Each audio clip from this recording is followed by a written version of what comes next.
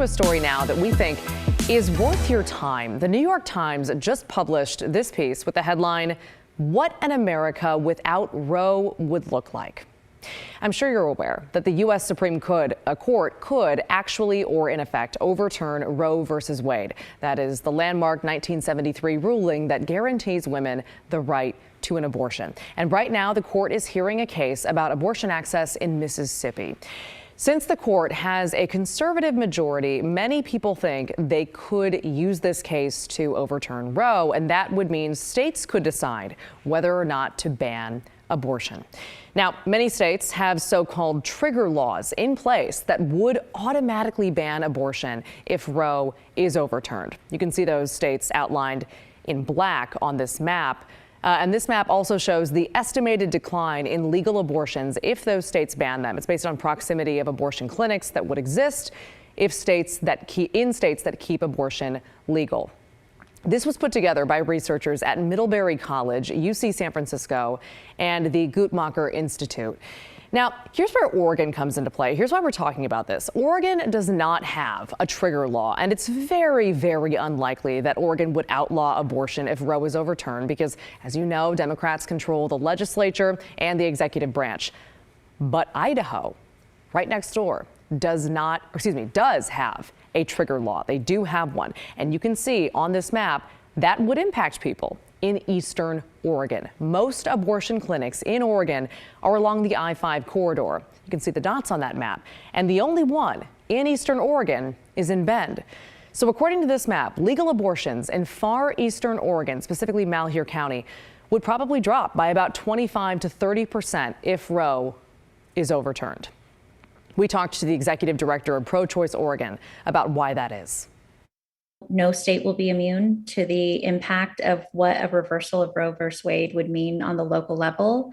Access already in the state of Oregon looks a lot different from living in Portland or living on the coast or living on the eastern half of our state. And people who currently live in Eastern Oregon, what I would say currently is many people actually travel to Boise or other places in Idaho to receive abortion care because it's an easier drive. If you've grown up in Oregon, you know that those mountain roads can be, it's not an easy drive sometimes to get to Bend, especially in the middle of winter. And so many people who live in our eastern counties, Malheur, places like Ontario, it's actually much easier for them to go to southeastern Washington or in Idaho itself. The difference that we'll see after Roe or when Roe or if Roe is overturned is those folks are going to have to travel potentially hundreds of miles more. And that's not the only impact. If Roe is overturned, that means people from states where abortion is banned might come to Oregon to get one. In fact, a recent report from the Guttmacher Institute predicts that if Roe is overturned, Oregon would see a 234% increase in people traveling here for abortion care. 234%. That includes an estimated 230,000 patients from Idaho and 670 patients from Nevada. We're thinking about what are the investments and what is our role in a state like Oregon, where we may be a place that people are turning to receive care. Currently, people in Eastern Oregon may need to think about travel to Portland or Bend.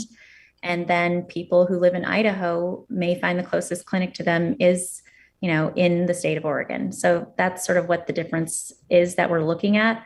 And right now, we're thinking about capacity issues for our state. Is Oregon ready?